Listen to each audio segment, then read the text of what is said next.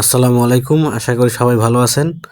তো এটা হলো সকালবেলার ভিডিও। আমার পাশে যে ছিল তাকে জিজ্ঞেস করতেছিলাম যে আসলে পানি ঠান্ডা কেমন? সে গোসল করতে যাবে। আর আমি ঘুম থেকে উঠে হাত মুখ ধুয়ে বসছি, গোসল করি নাই। পর্দাও খুলি না এখন পর্যন্ত, দেখেই বুঝতে পারতেছেন।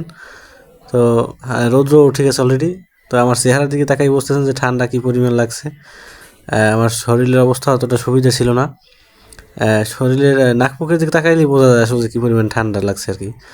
এখন দেখেন সব কিছু এই যে ঢাকা আছে, উপরে রোদ পড়ছে। আর এই ভদ্রলোক হলে গোসলে যাওয়ার প্রিপারেশন নিতেছে। তো যেহেতু সকাল টাইম, পর্দা খুলি নাই, কাস্টমারও নাই আর মানুষজন এরকম নাই।